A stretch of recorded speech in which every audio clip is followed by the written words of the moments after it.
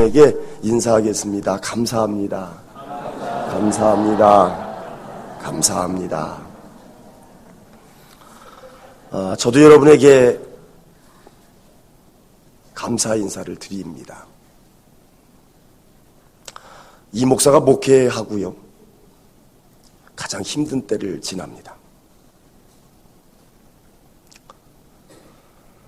그럼에도 불구하고 부족하고 연약한데 여러분들 많이 사랑해 주시고 또 기도해 주시고 이런 모양 저런 모양 목회에 도움이 되어 주셔서 다시 한번 진심으로 여러분에게 감사 인사를 드립니다. 오늘을 살아가며 어떻게 살아야 할까? 답은 주어져 있습니다. 저와 여러분이 감사하며 살면 됩니다. 하나님께 감사할 수 있어야 되고 또 함께 신앙생활하는 여러분들이 교회를 통해 만나는 모든 사람에게 감사할 수 있어야 합니다. 하나님이 안 계셨다라고 한다면 저와 여러분 은혜도 모르고 사랑도 몰랐을 것 같고요. 또 옆에 함께 신앙생활하는 믿음의 형제와 자매가 없었다면 독불장군으로 살았겠죠. 배려할 줄도 모르고 나의 유익과 이익만을 위해 살았을지도 모르겠습니다. 함께 은혜 나누는 믿음의 형제와 자매들이 있었기에 오늘 또 이렇게 감사의 절기를 맞이하게 됐다라고 저는 믿습니다. 저도 여러분에게 감사 인사를 드렸습니다만 여러분들이 다시 한번 인사를 할 텐데 입술로만 하는 게 아니고 말입니다. 정말 마음을 담아서 고맙습니다. 감사합니다. 좌우에 계신 분들하고 뜨겁게 인사를 나누었으면 좋겠습니다. 인사합니다. 감사합니다. 감사합니다. 감사합니다. 찬송하셨는데 흰옷 입은 주의 순결한 백성들이 일어나 이 땅을 치유하며 행진하는 그날을 허락하옵소서. 저와 여러분이 찬송했습니다. 생명은 따뜻한데 삽니다. 사람의 몸도 36.5도지요. 식어져 버리면 생명이 없습니다. 36.5도 따뜻하니까 생명이 있는 거고요. 어떻게 하면 따뜻할 수 있을까? 오늘은 감사함으로 저와 여러분이 따뜻한 날을 지났으면 좋겠습니다. 감사를 받기보다는 내가 먼저 감사를 고백할 수 있었으면 좋겠고 서로서로 아름다운 감사의 고백이 주사랑교회를 교회답게 하는 또 귀한 은혜로 역사했으면 좋겠습니다. 맥주감사주일입니다. 교회 다니는 분들이라고 한다면 다 익숙하지만 잘 들었고 1년마다 꼭 지키고 있습니다만 정확하게 말하면 사실 관심은 그렇게 많지 않습니다. 왜냐하면 맥주, 보리를 추수했다는 뜻이죠. 저와 여러분이 보리 추수하지 않거든요. 저와 여러분 벼조차도 추수하지 않습니다. 제가 어렸을 때만 해도 이 만수동에 논밭 참 많았습니다. 벼가 자랐고요. 가을이 되면 벼이삭이 고개를 숙이고 정말 황금 물결이 출렁이는 그런 동네가 이 만수동이었습니다. 근데 어느 순간인가 지금 살고 있는 이 만수동은 그 옛날에 그 아름답고 또 그려보고 싶은 정취를 찾아볼 곳이 없는 그런 동네가 되고 말았습니다. 하지만 추수라고 하는 것이 어떤 의미인지를 저와 여러분은 잘 압니다. 머릿속만이 아니라 추수하면 그려지는 이미지도 있어요. 벼가 익어가는 거 봤고요. 거두어들이는 농부들의 추수의 손길도 보았기 때문입니다. 그렇지만 추수감사절은 그렇게 익숙할지 모르지만 맥주감사절은 왠지 좀 거리감을 느낍니다. 만수동에도 보리는 없었거든요. 사실 저조차도 맥주감사주일이라고 하는 이 감사절기의 제목만으로 느껴지는 부분은 그렇게 많지는 않습니다. 그러다 보니 교회를 오래 다녔다 할지라도 맥주감사주일 왜 지켜야 하는지 그 이유를 모르는 분들이 많습니다. 무엇보다 특징적인 면은 하나님께서 지키라고 하셨거든요. 구약에 출애굽기 23장 14절을 보면 너는 매년 3번 내게 절기를 지킬지니라 라고 하나님이 말씀하셨습니다. 그 3번의 절기 여러분이 잘 아십니다. 6월절입니다. 또 77절 또는 오순절 또는 초실절이라고 이야기하는 오늘 바로 맥주절입니다. 3번째는 수장절입니다. 수장절은 다른 말로 초막절이라고도 불리워지는 절기입니다. 하나님이 이렇게 3번 꼭 나와라. 하나님 앞에 와라. 올 때는 빈손으로 오지 마라. 명령을 하셨습니다. 그래서 이스라엘 백성들은 이 절기를 지켰습니다. 6월절은 어떤 날입니까? 이스라엘 민족이 430년 동안 애굽에서 종살이했습니다. 10가지 재앙이 임하였지요. 9번째 재앙까지 바로 왕이 하나님의 능력 앞에 눈도 꼼짝 안 했습니다. 하나님 마지막 10번째 재앙, 장자를 치셨습니다. 짐승이건 사람이건 마다들을 치셨습니다. 하지만 이스라엘 백성들에게는 어린 양의 피가 문설주와 임방에 발리어지게 하셨고, 그 문설주와 임방에 어린 양의 피가 발리어진 그 집은 사망의 신이 넘어갔어요. 바로가 놀랬지요. 밤사이 애굽 땅에 애곡이 끊기지 않았습니다. 마다들이 죽었거든요. 맏 새끼가 죽었거든요. 애곡이 그치지 않는 모습을 보고, 야, 이스라엘 백성들의 하나님은 놀라우신 분이구나. 이제는 제발 좀 나가달라. 이러다가 우리가 다 죽게 생겼다. 등 떠밀었습니다. 430년 만에 노예로 살고 종으로 살았던 그들이 구원을 얻었습니다. 쉽게 말하면 자유지요. 이제 시키는 일 안 해도 된다는 겁니다. 해방입니다. 내 마음대로 내 뜻대로 살 수가 있게 되어졌습니다. 매일 숨쉬는 공기지만 공기의 맛이 틀려졌습니다. 그날을 기억하라고 하나님은 유월절을 지키게 하셨습니다. 자, 오늘날 교회가 유월절 지킵니까? 안 지킵니다. 지키는 곳이 있습니다. 하나님의 교회라고 하는 안상홍 증인회 2단입니다. 안상홍 증인회는 여러분들에게 이야기하죠. 유월절 지키십니까? 당신이 교회 나가는데 교회 유월절 지킵니까? 안 지켜요? 왜 그러지요? 구약 성경에서 하나님이 3번 꼭 지키라 그러는데 왜 안 지킵니까? 그 교회 이상한 교회입니다. 우리 교회 가봅시다. 여러분들 부르지요. 여러분들 어떻게 해야 합니까? 구약의 유월절은 신약에 이르러 유월절이 아닙니다. 무엇으로 바뀌어져 있느냐면 성찬으로 바뀌어져 있습니다. 예수님은 마가의 다락방에서 마지막 유월절, 첫 성찬을 집례하셨습니다. 신약의 교회는 유월절을 지키지 않습니다. 왜요? 하나님의 어린 양이신 예수 그리스도께서 우리를 구원하시고자 유월절 어린 양이 친히 되셔서 더 이상은 어린 양을 잡을 필요가 없기 때문입니다. 그래서 교회는 성찬을 집례합니다. 부족하지만 목사에게 하나님께서 안수를 받을 때 성례를 집례할 수 있는 고난을 주셨고, 그 성례는 세례와 성찬입니다. 그래서 주사람교회 담임 목사는 여러분에게 성찬을 집례합니다. 매월 첫 주일 새벽 기도회입니다. 여러분들이 성찬을 아십니까? 성찬의 그 신비를 아십니까? 그 성찬의 은혜를 아십니까? 그 성찬의 능력을 아십니까? 알고 싶으시다면 매월 첫 주일 새벽 기도회 어김없이 성찬이 집례되고 있습니다. 오늘도 집례했습니다. 여러분이 그 새벽에 성찬에 참여하셔서 예수 그리스도의 몸과 피를 받아 구원의 감격, 오늘도 나와 함께 하시는 하나님, 나를 치유하시고 나를 고치시는 하나님, 나를 살게 하시는 하나님 만나는 복된 여러분들이 되시기를 주님의 이름으로 부탁을 드립니다. 교회는 유월절을 지키지 않습니다. 성찬을 집례하고 있습니다. 안상홍 증인회가 여러분들에게 유월절 안 지키는 이상한 교회라고 나 따라오라 그러면 옛기사 성경을 왜 반쪽만 읽느냐는 거예요.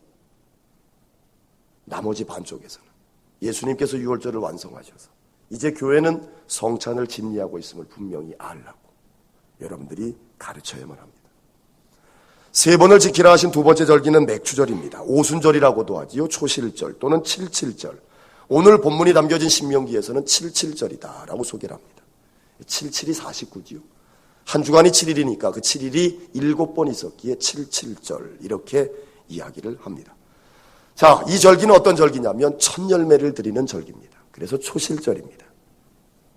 벼보다는 보리가 먼저 익거든요. 그 먼저 익은 보리의 첫 열매를 하나님 앞에 드립니다. 신약으로 넘어와서는요, 이 절기에 성령이 강림합니다. 성령께서 강림하셔서 이 땅의 첫 열매로 교회를 세우세요. 이 교회를 세우셔서 하나님의 구원을 영접한 주의 백성들이 하나님을 예배하고 이 땅 가운데 하나님의 나라를 살 수 있게끔 하나님이 예수 그리스도 안에 은혜를 허락하셨습니다. 그래서 교회는 이 3대 절기 가운데 6월절 안 지키잖아요. 하지만 칠칠절, 맥추절, 오순절 또는 초실절이라고 하는 이 절기는 구약의 모습 그대로 지키고 있습니다. 마지막 3번째는 수장절이라고 하는 거죠. 초막절이라고도 합니다. 왜 초막절이라고 하냐면 농사를 짓고요 다 거두어 드립니다. 그 다음 가을 들판에 나가 초막을 짓고 일주일 동안 생활을 합니다. 그 일주일 동안 생활하며 광야 40년을 지났던 그들의 조상들이 어떻게 살았을까? 라고 하는 것을 기억합니다. 기념합니다. 그러기 위해 수장, 거두어들인 걸 저장한다. 또는 초막, 말 그대로 풀로 초막을 짓고 일주일을 산다 해서 수장절, 초막절을 지키게 되어져 있습니다. 구약의 이 수장절은 신약에서 지키지 않습니다. 대신 모양이 바뀌었습니다. 이름도 바뀌었지요. 무엇입니까? 추수감사절입니다. 그러니까 수장절의 원래적인 의미보다는 그 중에 한 부분인 거두어드리고 허락하신 하나님 앞에 감사를 드리는 추수감사절로 지키고 있습니다. 이 초막절, 수장절의 본래적 의미는 아직 이루어지지 않았습니다. 자, 그 일이 언제 이루어지냐면 예수님이 이 땅에 다시 오실 때 예수 그리스도 안에 하나님의 백성들을 하나님이 천국 곳간에 거두어 들이십니다. 그때 수장절은 완성이 됩니다. 그 수장절이 완성이 되기에 교회는 바로 그것을 예표하는 수장절, 초막절을 기억하고 있고 신약교회에 이르러서는 추수감사절로 지키고 있는 겁니다. 구약의 3대 절기가 다 바뀌었어요. 6월절은 성찬으로 말입니다. 수장절은 추수감사절로 말입니다. 그런데 유독 맥추감사절은 그대로 지키고 있습니다. 그러니 맥추절에 담겨진 의미가 그렇게 가볍지 않음을 여러분이 알 수 있을 겁니다. 맥추감사절의 가장 큰 의미는 감사합니다. 하나님은 1년에 3번 감사절기를 지키라고 하셨습니다. 왜 그랬을까요? 저와 여러분 바로 그 모습을 돌이켜보면 하나님의 마음이 이러신 거구나 알 수 있습니다. 저와 여러분 인간은 망각의 동물이지요. 사람은 말입니다. 1년 365일 하루 24시간을 살아가며 하나님 앞에 감사하며 살아야 마땅합니다. 왜요? 지어주셨거든. 오늘도 내 코에 생명의 호흡이 이어지게끔 하셨거든. 내가 알지 못하지만 내 몸 안의 신비는 나의 생명이 유지되어지게끔 정말 절묘하게 어우러지고 하나 되어지고 조화를 이루고 있습니다. 하나님이 해주셨어요. 생명이 있는 동안 하나님 앞에 감사하며 살아야 마땅합니다. 하지만 저와 여러분의 진짜 모습은 어떻습니까? 잊어버립니다.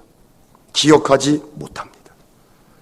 그래서 하나님은 1년에 3번만큼이라도 하나님 앞에 감사를 잊지 말라. 절기를 명하셨고 지키라고 하셨습니다. 자, 그래서 교회는 이 맥추감사절을 매년 7월 첫 번째 주일로 지키고 있습니다. 그러다 보니까 어떤 성도들은 그런 생각을 하는 것 같아요. 이왕이면 오늘 성경 본문에도 하나님이 주신 복을 기억하고 힘을 헤아려 자원하는 마음으로 드리라고 했는데 왜 굳이 날을 정해서 이렇게 이 날짜에 감사를 드리라라고 하실까? 너무 율법적인 게 아니냐는 거예요.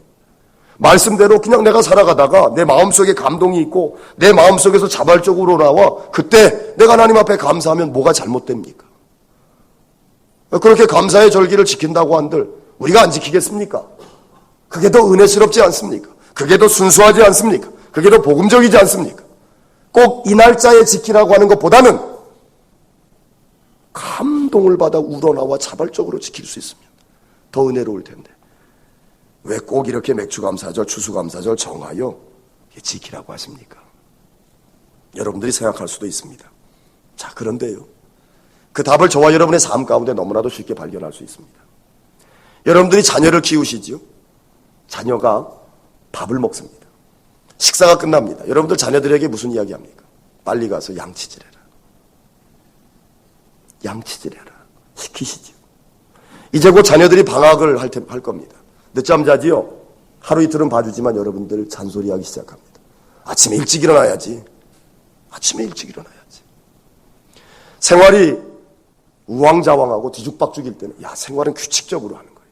계획표를 세워놓고 공부는 이렇게 하는 거예요. 본인도 그렇게 공부 안 해놓고 자식들한테는 규칙적으로 공부하라고 여러분들 이야기합니다. 왜 그렇습니까? 여러분이 생각하는 방식대로 한다라고 한다면 자녀들에게도 자원하고 우러나오는 마음에 순수하고 복음적으로 양치질하게 가만히 두셔야지. 아이가 느끼기에 양치해야겠다 라는 마음이 들어 양치하는 게 여러분이 생각하는 순수하고 복음적인 것 아닙니까? 굳이 왜 여러분들이 밥 먹고 난 다음에 꼭 양치해야 돼. 밥 먹고 난 다음에 꼭 양치하는 거야. 그거는 여러분들이 말하는 율법하고 뭐가 달라요? 여러분들이 자녀들한테 율법적으로 합니까? 아니면 여러분들이 생각하는 순수적이고 복음적인 것으로 양육합니까? 아이가 늦게 일어날 때 그래 감동을 받아 어느 순간 자원하는 마음으로 일찍 일어나겠지 두십니까? 한두 번 보지만 불러일으키지요. 야 일어나 하잖아요. 공부하는 거 여러분들의 자녀가 우러나와 감동을 받아 스스로 할 때까지 여러분 기다리십니까? 그게 순수하고 복음적이라며. 여러분도 그렇게 안 하지요. 공부는 말이야 규칙적으로 해야 되는 거야. 이 시간에는 아침에는 수학하고 그 다음에 좀 쉬었다가 국어하고 그 다음에 영어하고 공부해야지. 여러분의 삶 가운데 자녀들에게 하는 말이 어떻습니까? 여러분들이 이야기하는 율법적인 겁니다. 왜 그럼 여러분들이 율법적으로 합니까? 자녀 골탕 먹이려고 합니까? 자녀에게 나쁜 일이 생기라고 여러분들이 그렇게 합니까? 귀찮게 하려고 합니까? 아니죠. 부모의 마음은 대단히 순수합니다. 내 아이가 이가 건강해서 늙어도 치과 치료 안 받고 아프지 않고 잘 자기 이가도 살기를 원하는 마음.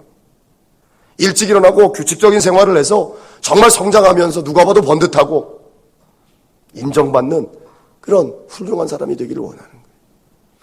공부 규칙적으로 해라. 왜 잔소리합니까?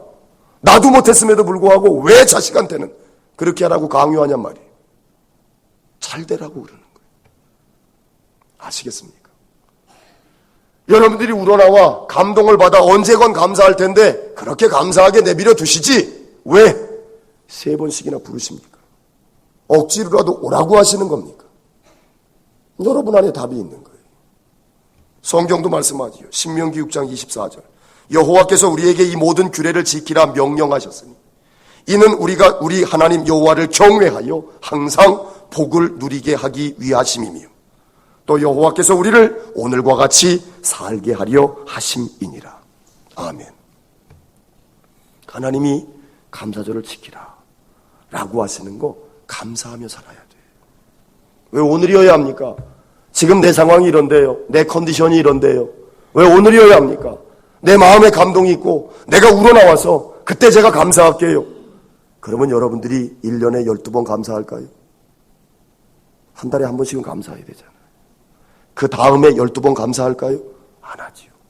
그 다음에는 어떻게 될까요? 점점 여러분이 주장했던 감동을 받아 자원하여 우러나오는 마음으로 하는 감사는 줄어들게 될 것이고 자취를 감추게 될 겁니다. 자식들 이가 썩어가듯이 말입니다. 자식들이 게으름뱅이가 되듯이 말입니다. 자식들이 실력이 없어 소외를 당하듯이 말입니다. 그거 지켜보고 잘했다. 그래도 감동이 있겠지. 우러나와 자원함으로 해야 돼. 라고 하는 부모들. 하나님은 우리의 삶에 감사가 필요하기. 이게 없어서는 안 되니까. 1년에 3번만이라도 기억하고 나와 감사해라. 라고 명령을 하시는 겁니다. 그러니 오늘을 지나며 율법적이다. 라고 행여 생각하신 분이 있다 할지라도 내가 자식을 바라보는 마음이나 하나님이 내게 말씀하시는 마음이나 같구나. 나는 자식한테 그것을 강요하며 하나님이 내게 말씀하시는 걸 율법이라 비난하고 핑계거리 찾아가며 감사를 회피하려 들지 마시고 어찌하여서든 감사함으로 하나님 앞에 나아가는 여러분들이 되어졌으면 좋겠습니다. 저와 여러분은 구원을 받았습니다. 영적으로 자유함을 누립니다. 영의 자유함은 삶에도 점점 역사되어집니다. 영으로만 자유가 아니라 육신적으로나 삶의 생활 가운데서는 가장 저와 여러분을 두렵게 하는 물질 가운데서도 자유함을 누리며 삽니다. 여러분이 그렇게 사시기를 주님의 이름으로 축원합니다. 그렇게 사는 거 감사하는 거. 오늘 일용할 양식을 주셨기에 감사하는 겁니다. 오늘 이 예배 드리러 나오기 전에 아침 식사들 하셨을 겁니다. 감사기도 하셨습니까? 1년 365일 하나님 앞에 식사 때마다 감사기도 하겠지만 오늘의 감사기도는 달라야 합니다. 왜요? 감사절이니까. 오늘의 식사기도는 다른 날의 식사기도와 구별될 수 있어야만 합니다. 주신 것 감사함으로 하나님 앞에 고마워해야 합니다. 요즘 목사는 축복기도 그렇게 합니다. 우리 주사랑교회 성도들이 먹는 음식이 되지 말게 하시고 약이 되게 하옵소서. 단순하게 배불리는 음식이 아니라 여러분을 치유하고 회복하는 약이 되어지기를 소원해 기도하고 있습니다. 일용할 양식, 단순한 양식을 넘어 약이 되게 하시는 하나님 앞에 감사해야죠. 작은 어려움도 있었고 불편함도 있었고 낭망했던 때도 있었습니다. 하지만 오늘만큼은 그 모든 것 다 떨쳐버리고 하나님 앞에 감사함으로 행복을 되찾아야 합니다. 또 이 복된 소식을 소외된 이웃들에게 전하며 함께 기뻐할 수 있는 그런 날로 살아가야 합니다. 그것이 맥주절에 담겨진 하나님의 뜻입니다. 저와 여러분이 하나님께 감사해야 되는 것 당연하다 그랬습니다. 수많은 이유가 있습니다. 그 가운데 성경은 무엇보다 우선적으로 우리가 하나님 앞에 감사해야 할 이유를 시편 50편 23절에서 감사로 제사를 드리는 자가 나를 영화롭게 하나니. 아멘. 하나님 앞에 감사합니다라고 했을 때 하나님이 영광을 받으신다는 겁니다. 역시 저와 여러분의 삶 속에서도 발견합니다. 누군가 내게 와서 고맙습니다, 감사합니다 인사를 합니다. 그러면 나도 모르게 내가 뿌듯함을 느낍니다. 저 사람이 나한테 감사한다 그러지? 내가 뭐 잘한 일 있나? 내가 뭐 착한 일 했나? 내가 뭐 칭찬받을 만한 일을 했나? 그걸 생각해내. 자기 마음이 뿌듯해져요. 그 사람의 감사합니다라고 하는 인사는 내 마음을 뿌듯하게 했다는 이야기는 나를 영광스럽게 해줬다는 거예요. 내 마음이 기쁜 거예요. 아, 그렇습니까? 네. 나도 모르게 내 마음도 펴지지요. 내 마음도 환해집니다. 내 마음도 기뻐져서 아이 별 말씀을 이렇게 답례를 해요. 저와 여러분이 서로 간에 상대방에게 감사합니다라고 하는 인사만 해도 상대방이 그렇게 뿌듯함, 영광을 얻는 거예요. 하나님 앞에 감사합니다. 어떨까요? 하나님이 영화로움을 받으십니다. 하나님이 영광을 받으시는 거예요. 저와 여러분이 하나님 앞에 감사합니다 고백할 때 하나님은 영광을 받으시고 이어지는 말씀을 보면 그의 행위를 옳게 하는 자에게 내가 하나님의 구원을 보이리라 라고 분명히 증거하십니다. 저와 여러분이 오늘 하나님 앞에 감사합니다 고백하면 하나님을 높이면 하나님이 영광을 받으십니다. 하나님은 홀로 영광 받으시는 분이 아니지요. 이미 저와 여러분에게도 영광을 주셨습니다. 하나님의 자녀가 됐습니다. 하나님 나라의 유업을 이을 상속자가 되게 하셨습니다. 이 땅을 살아가며 외롭지 않게 하시고 어려울 때 피할, 의지할 산성과 피난처가 되어주십니다. 언제나 예수 그리스도 안에 하나님의 이름을 부르면 하나님은 내게로 오십니다. 내 마음을 평안케 하시죠. 이미 저와 여러분에게 영화로움을, 영광을 주셨다는 겁니다. 우리가 하나님 앞에 감사해야 할 또 다른 이유는 감사하는 사람은 감사 생활을 통해 하나님께서 주시는 힘을 얻습니다. 여러분의 삶에 되는 일이 없습니까? 이유는 간단합니다. 감사가 없어서 그래요. 감사가 없어서. 기분이 좋아 휘파람 부는 줄 아십니까? 아니에요. 휘파람을 불어보세요. 기분이 좋아집니다. 마찬가지인 거예요. 얼굴 구겨지고 나오는 말이 불만 불평일진데 감사가 없잖아요. 그런 삶에는 하나님이 복을 주셔도 복을 받지 못합니다. 복을 복으로 모르니까요. 하지만 감사합니다. 감사합니다. 감사합니다. 여러분들이 이야기하며 선포하며 축복하며 살아보세요. 하나님은 여러분의 삶에 더하시는 귀한 복을 주십니다. 남아프리카 공화국이라는 나라가 있습니다. 흑인들이 주지요. 이 나라에서는 전 세계가 존경하는 사람이 있습니다. 2년 전입니다. 2013년 95세 나이에 소천을 했습니다. 바로 넬슨 만델라 대통령입니다. 우리나라 정치인들 가운데도 감옥에 투옥 생활한 사람 많습니다. 넬슨 만델라 대통령은 기록을 가지고 있습니다. 전 세계 정치인들 가운데 가장 오랜 세월 동안 감옥 생활한 사람입니다. 27년 감옥 생활했습니다. 27년. 오늘 일부 예배 때 우리 마루 안에 고등학교 3학년 학생한테 물어봤습니다. 몇 살이냐고. 18살이래. 27년을 감옥을 살면은 아직도 감옥에 있는 거죠. 태어나서 지금까지 감옥에 있는 거예요. 아직도 더 살아야 돼요. 여러분 감옥 생활 안 해보셨으니까 모르시지요. 저도 안 해봤습니다. 하지만 제 친구가 억울하게 감옥에 들어간 걸 제가 봤어요. 3년 살았습니다. 그 3년 동안 제가 구치소 면회 갔습니다. 사식 넣어주고 용돈 쓰라고 돈 넣어주고 해봤어요. 너무 억울해서 너무 억울한 일을 당했는데 법에 호소할 길이 없는 거예요. 저도 법을 공부했는데 어쩔 수가 없는 거예요. 너무 안타까워서 3년 동안 그 친구 면회를 다녔는데 그 3년이 얼마나 긴지 모릅니다. 3년이 얼마나 힘든지 몰라요. 직접 감옥 생활은 안 했습니다만 친구의 감옥 생활을 옆에서 지켜보며 힘들겠다. 느끼고 있는데 넬슨 만델라 대통령은 27년 감옥 생활했습니다. 그의 나이 70이 넘어 감옥에서 나와요. 27년의 수용 기간을 마무리하고 나옵니다. 여러분 정상적으로 살아도요 70이 넘으면 허리 구부러지고 무릎 아프고 걷는 거 힘들고 어딘가 불편함이 있는 겁니다. 넬슨 만델라 대통령이 감옥에서 나온 걸 취재하려고 기자들이 모였지요. 근데 웬일입니까? 27년 동안 감옥에 살던 사람이 정정당당하게 멋지게 힘있게 당차게 걸어 나오는 거예요. 기자들이 놀랐습니다. 묻습니다. 다른 사람은 감옥 5년만 살아도 건강을 잃어 들것에 실려 나오는데 어떻게 당신은 27년 동안 감옥 생활을 하며 이렇게 건강하게 걸어 나올 수 있습니까? 이 고령에도 말입니다.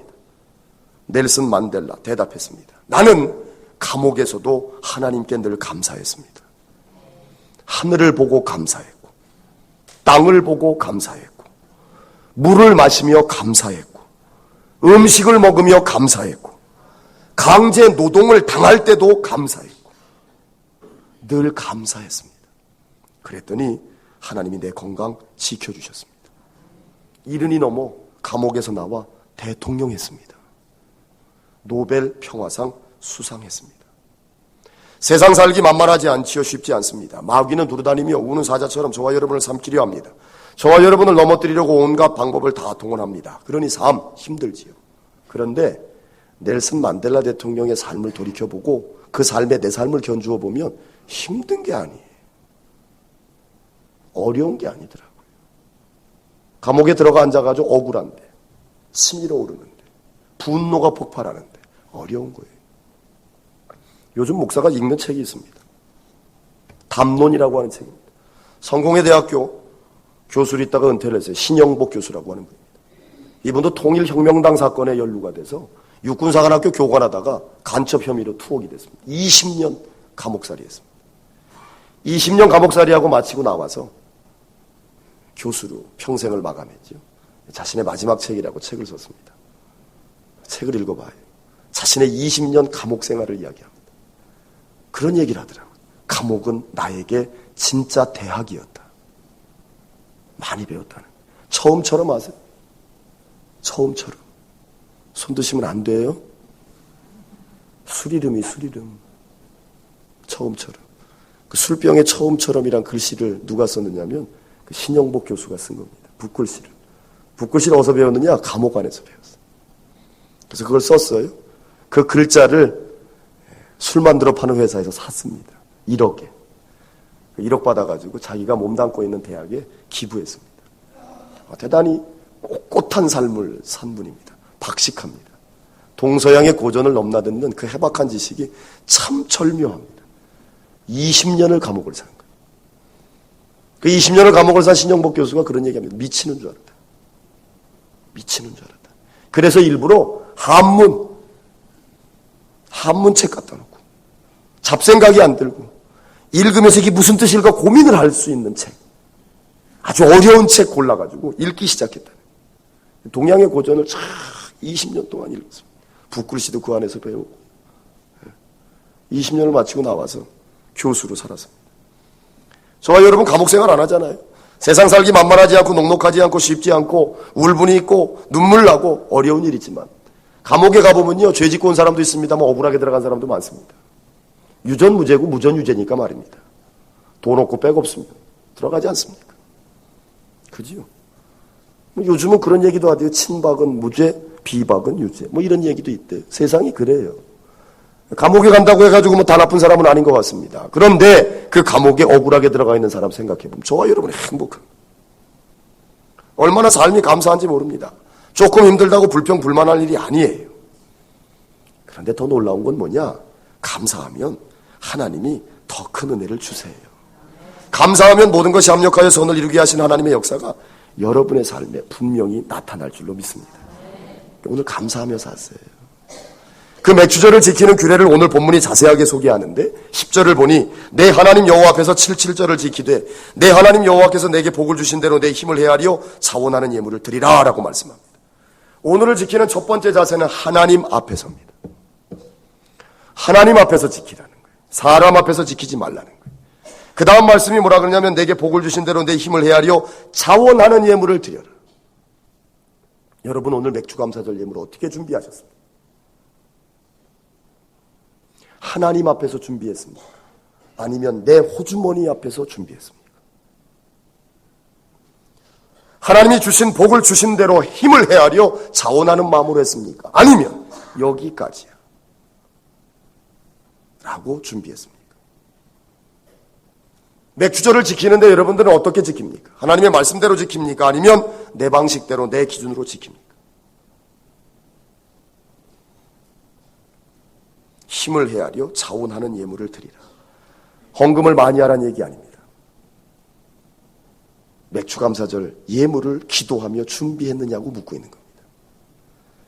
여러분들의 힘을 헤아려 정말 최선을 다해 자원하는 마음으로 예물을 드렸느냐? 그렇다라고 한다면 과부의 두렙돈도 하나님은 귀하게 여기십니다. 하지만 내 호주머니 들여다보고 이것저것 재보고 이러저러한 거를 감안을 해서 이 정도라고 드린다면 그건 하나님 앞에서 드리는 게 아니지요. 내 앞에서 드리는 겁니다. 이 말씀은 마음을 드리고 시간을 드리고 몸을 드리고 물질을 드리되 가장 좋은 것 드리라라고 하는 말씀입니다. 가장 좋은 것을 드리라고 하기에 성경은 첫 열매를 드려라.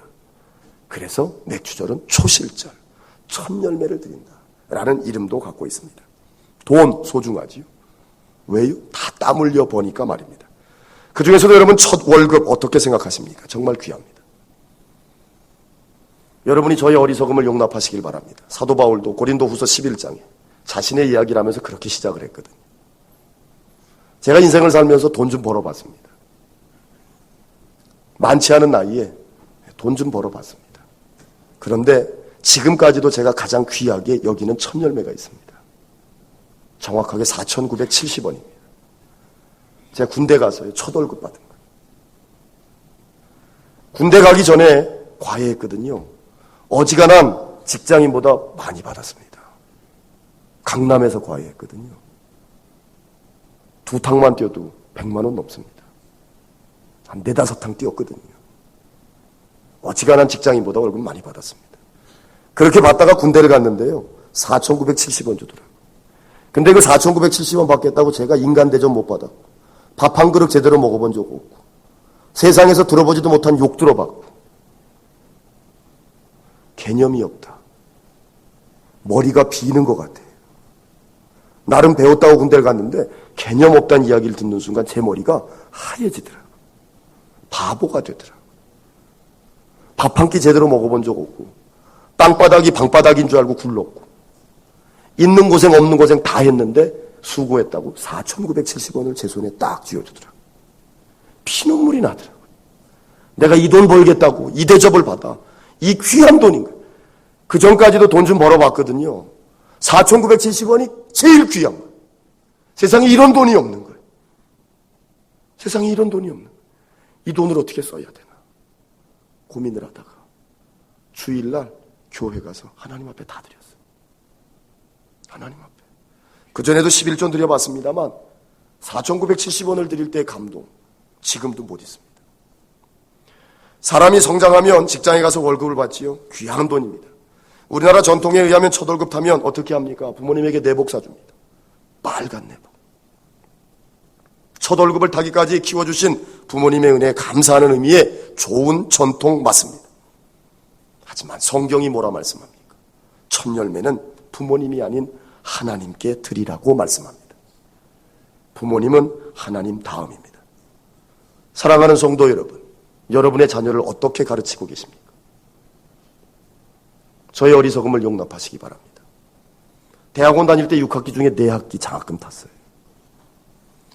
130만 원 정도 줬습니다. 그 나이에 학교 갔는데요. 젊은 친구들이 노트북 가지고 수업 시간에 들어가 타타타타닥 치는 거 보면 참 부러웠어요. 세 보였어요. 나도 노트북 하나 있으면 좋겠다. 장학금 130만 원 타면 노트북 한 대 삽니다. 근데 안 샀어요.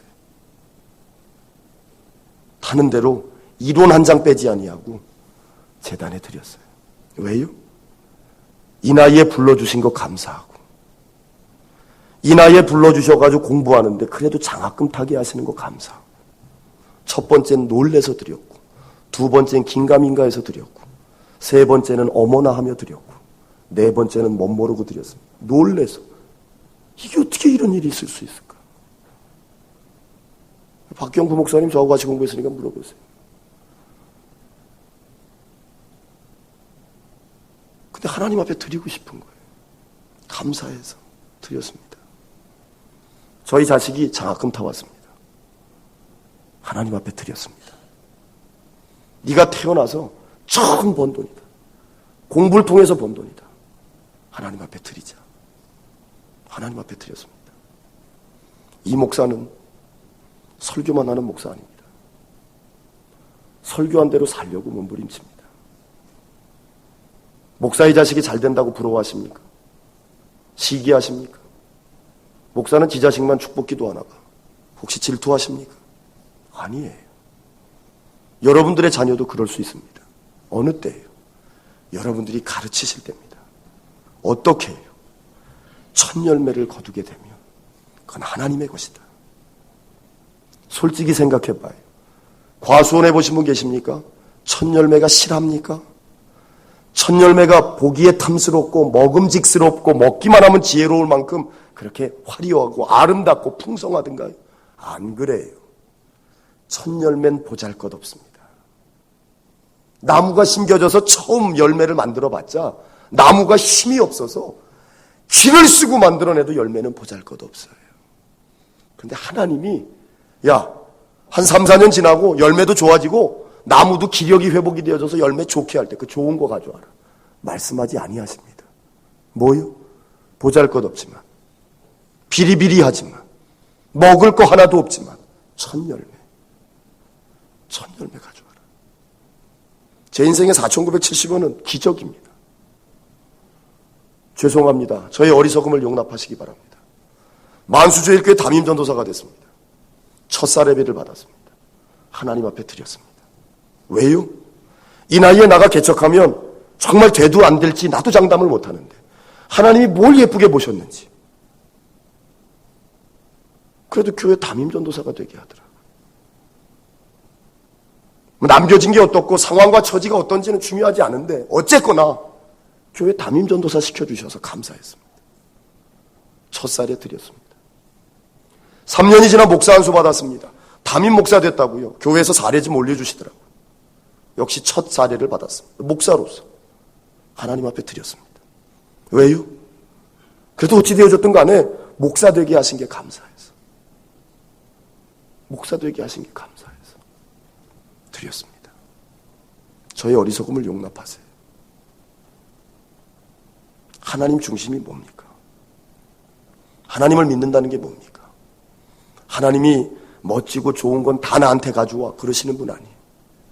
첫 열매 보잘것없습니다. 떨습니다. 맛도 없습니다. 과즙도 풍성하지 않습니다. 하지만 처음 것이니까 나에게 다오. 하나님이 첫 열매 받으신 다음에 모른 척 하실까요? 아니에요. 보잘것없고 힘없고 능력 없지만 그래도 이 목사가 이 교회를 목회하고 있는 거 다른 건 모르겠습니다. 감사했어요. 감사했습니다. 힘든 얘기, 어려운 얘기 수많이 들려줘도 감사했습니다. 요새 우리 교회에서 목사에게 차를 한 대 사주셨습니다. 그랜저 사주셨습니다. 그래서 제가 요새 살아가는 삶의 원칙이 있습니다. 착각하며 살자. 예전에 10몇 년 넘어간 차를 탈 때는요, 끼어들기 막혔어요. 급한데 클락션 막 울렸습니다. 끼어들면 뭐야? 그랬어요. 그러면서 좋은 차 타고 다니는 사람들이 끼어들게 하거나 이상한 운전을 하면 제가 그랬거든요. 에이, 차값 좀 해라.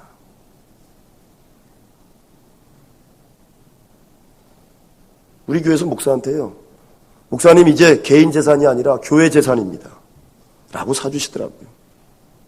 그 이야기 하려면 길고요.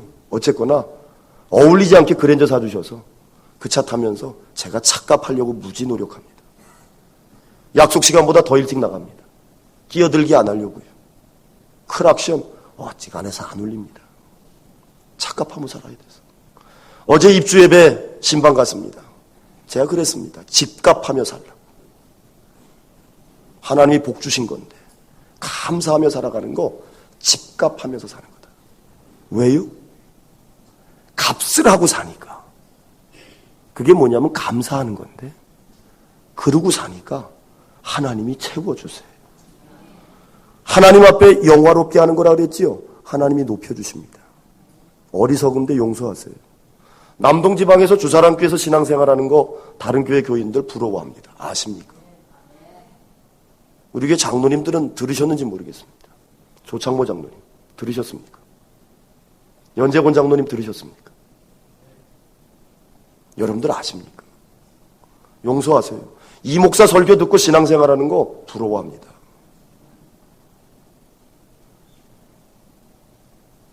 어차피 어리석기로 마음을 먹었기에 제가 8년 목회하며 이런 설교 처음 합니다.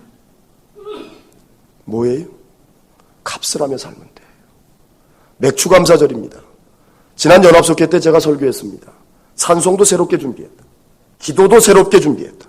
설교도 새롭게 준비했다라 그랬어요. 주사랑교회 성도 여러분, 목사도요, 목사값 하면서 살겠습니다. 장로님들요, 장로값 하면서 사세요. 권사님들이요, 권사값 하면서 사세요. 집사님들이요, 집사값 하면서 사세요. 그래야 주사랑 교회가 교회값 하며 이 땅에 세워집니다. 그 값한다는 게 뭔지 아세요? 하나님 중심으로 살아가고 하나님이 말씀하시는 거 지키고 하나님 앞에 감사하며 살아가는 거예요.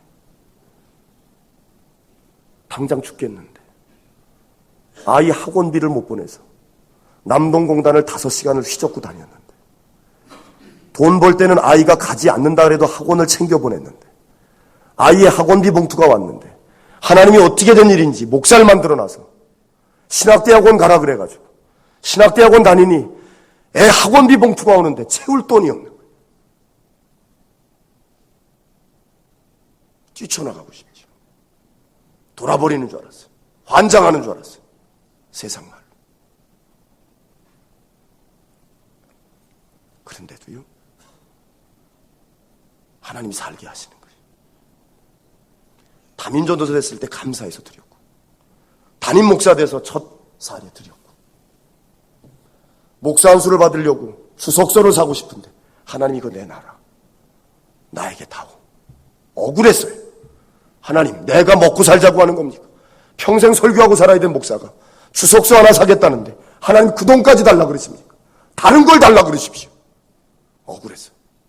기도했습니다. 하나님 달래. 드렸어요. 목사 안수 받는 날 여기저기서 축하한다고 봉투 주대요. 집에 와서 피는데 사모가 받은 봉투라고 주대요. 다 펴보니 주석값 나오대요. 제 목양실 오시면 그 주석을 보실 수 있습니다. 그 주석 그렇게 만들어졌어요. 그 주석 살려고 빚냈거든요.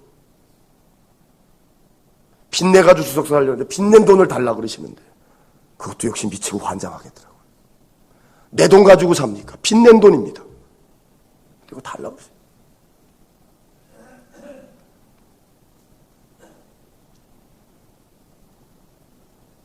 여러분에게 설교하는 이 목사는 말로만 하지 않습니다. 그렇게 살아왔기에 여러분들에게 설교합니다. 여러분, 이 교회는 목사가 대접합니다.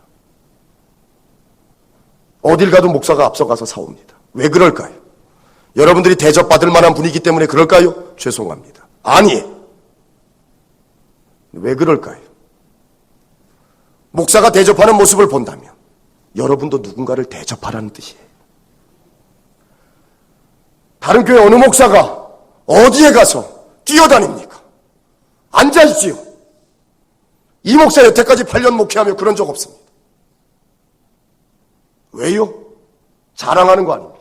잘난 척하는 거 아닙니다. 그렇게 들리신다면 그렇게 은혜를 받으세요. 여러분들도 억눌린 게 있고 대접받지 못한 거를 제가 알기에 대접받을 필요가 있겠다. 대접을 받다 보면 나도 누군가를 대접해야지. 목사 대접하라는 얘기 아닙니다. 목사에게 대접을 받았다면 내가 받은 그 모습대로 누군가를 대접하세요. 그게 교회입니다. 여러분들에게 대접을 받기 위해, 명절 때 선물 받기 위해, 생일날 뭐 받기 위해, 다른 목사보다 좋은 차 타기 위해 여러분들 대접한 거 아닙니다. 오해하지 마세요.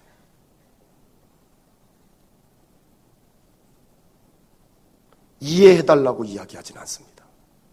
하지만 오해는 하지 마세요. 여러분들 대접하며 사십니까?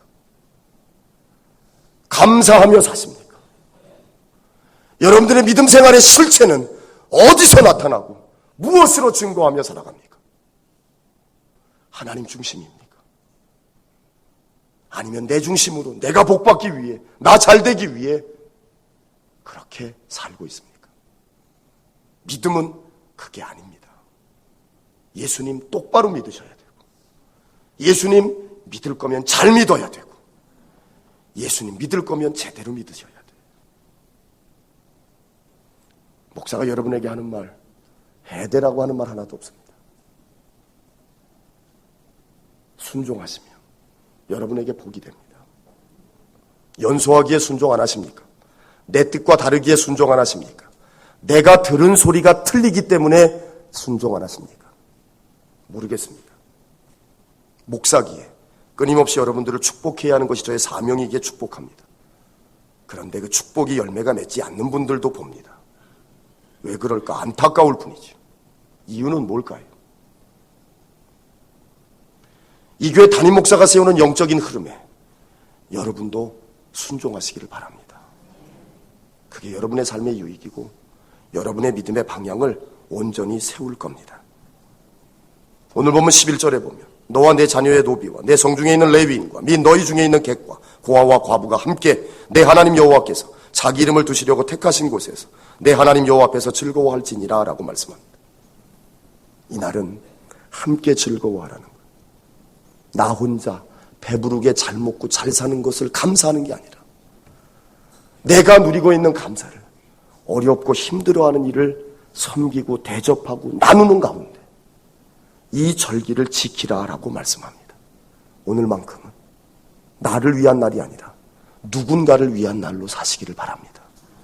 누군가를 위해 기도할 수 있으면 좋겠고, 누군가를 위해 길가 지나가다가 호떡을 사서라도 전달할 수 있었으면 좋겠고, 누군가 정말 힘들어하고, 누군가 정말 괴로워하고, 누군가 정말 아파한다면 그 사람을 위로하는 날로 오늘을 사시기를 바랍니다.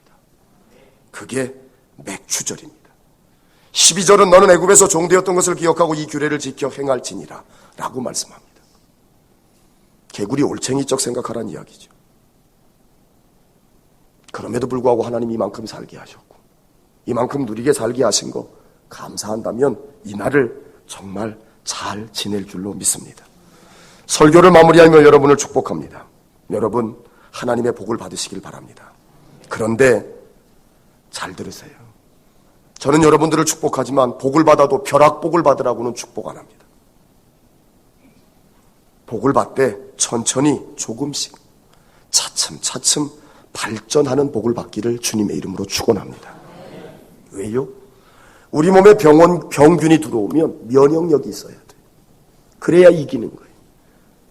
병균만 그런 줄 아세요? 아니에요. 복에도 면역력이 있어야 돼요. 벼락복을 받으면요, 면역력이 없는 상태에서 복을 받으니까 사람이 백발백중 다 교만해져 버립니다. 목이 뻣뻣해집니다. 완고하고 완악하고요, 자기 마음대로 다 하려고 해요. 그게 벼락복의 특징이라는 거예요. 저는 주사랑교회 성도들이 복을 받기를 원하는 목사지만 벼락복은 사양해요. 복도 차츰차츰 조금씩 받아가며 면역력이 생겨서 하나님이 부하게 해주셔도 겸손하고 없어도 주눅 들거나 왜소해지지 아니하고 없어도 당당하고 왜요? 하나님을 믿는데 하나님이 내게 복 주실 건데 나는 복에 대한 면역력을 키워가고 있는 건데 그렇게 살기를 기도하고 있습니다. 하루아침에 복 받아봐요. 받는 복 주체를 못합니다. 복 받는 거 중요하지. 하지만 더 중요한 건 받은 복을 감당하는 것. 여러분이 그런 복을 받았으면 좋겠습니다. 그런 복을 받은 사람이 누구냐면 다윗인데, 사무엘하 5장 10절을 보면 만군의 하나님 여호와께서 함께 계시니 다윗이 점점 강성하여 가니라. 아멘. 하루아침에 힘이 강성해졌다가 아니라 성경은 점점 강성해져 갔다 라고 증거합니다. 다윗이요, 벼락복 안 받았습니다. 벼락복을 받을 거면 사무엘이 와서 기름 부을 때 왕이 돼야죠. 그게 벼락복이죠. 목동으로 나가서 아버지도 이름을 기억하고 못하고 살던 아들이 왕이 돼버리는 거 벼락복이거든요. 하나님은 다윗에게 그런 복을 주신 게 아니라 그로부터 정말 인고의 세월을 지나 점점 강성해 통일 왕국의 왕이 되게 하셨어요. 다윗은 그 복을 감당했습니다. 주변을 볼까요? 풀이 자라지요. 풀이라고 하는 건요, 좀 보세요. 장마철 지나면 하루가 다르게 쑥쑥쑥 올라옵니다. 풀은 그렇게 자라요. 근데 그 풀이 얼마를 가요? 한철 갑니다. 나무를 키워보세요. 하루 자고 나와봐도 그 모양 그 꼴, 또 하루 자고 나와도 그 모양 그 꼴. 빨리 안 자랍니다. 쑥쑥 안 자랍니다. 티 안 나게 자랍니다. 그런데 그 나무가 얼마를 가요? 수년, 수십 년. 미국에 가면 1000년 된 나무도 있습니다. 하루아침에 쑥 올라오는 거는 한 철뿐이 못 갑니다.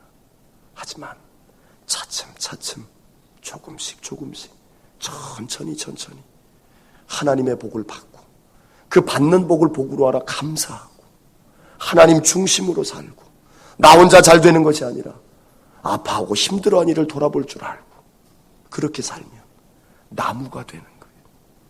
풀이 아니라 여러분의 가문이 나무가 되시기를 바랍니다. 하나님의 축복의 나무 말이에요. 주사랑교회 성도 여러분, 여러분들이 이 절기를 잘 지키고 여러분들이 믿음으로 사셔서 지붕 위의 풀과 같은 성도 되지 마시고 성경의 표현을 빌리면 레바논의 백향목같이 사시기를 바랍니다. 그게 감사절기를 지나는 그리스도인의 삶입니다. 오늘 여러분들이 받은 말씀이 다 틀릴 겁니다. 알지요? 하지만 이미 여러분들에게 어리석음을 용납해달라 이야기했습니다. 성경에 있어요. 고린도후서 11장 가보시면 1절에 나옵니다. 하지만 여러분들이 정말 복받는 하나님의 자녀가 되어졌으면 좋겠고 이 교회 성도 여러분들이 정말 하나님의 복 가운데 머물기를 원하고 이전의 부정과 위선과 거짓과 저주와 교만의 영으로부터 자유로움을 얻어서 정말 하나님의 복을 누리며 사시기를 간절히 소원하는 마음에 찔림이 많은 설교를 전했습니다. 아픔이 되셨다면 하나님이 은혜로 덮어주셨으면 좋겠고 여러분들의 신앙에 귀한 은혜가 되어지기를 간절히 소원합니다. 기도합니다. 아버지 하나님, 부족한 종의 어리석음을 용납하시고 오늘 감사절기를 지나는 주사랑교회 모든 성도들 그저 한 해 지나는 감사절기가 아니라 저들의 삶이 변화되어져 이가봇의 삶을 살았을진데 이제는 에벤에셀의 삶을 살아갈 수 있을 만큼 은혜 받는 맥주감사절이 되게 하옵소서. 하나님 앞에 마음과 뜻과 정성을 다해 감사할 수 있기를 원하고 하나님 중심으로 살아 하나님 말씀에 순종해 첫 열매 드릴 수 있기를 원하고 저들이 감사의 절기를 지날 때 아프고 힘들고 외로워하는 이들 정말 돌보며 섬기며 살아갈 수 있기를 원합니다. 이 교회가 교회답기를 원하고 이 교회를 위하여 세우신 목사로부터 평신도에 이르기까지 직분을 맡았을진데 갑하며 살아갈 수 있도록 저희를 도와주옵소서. 하나님의 은혜가 에벤에셀로 역사되어지기를 소원하며 예수 그리스도의 이름 받들어 간절히 기도하여 싸움나이다.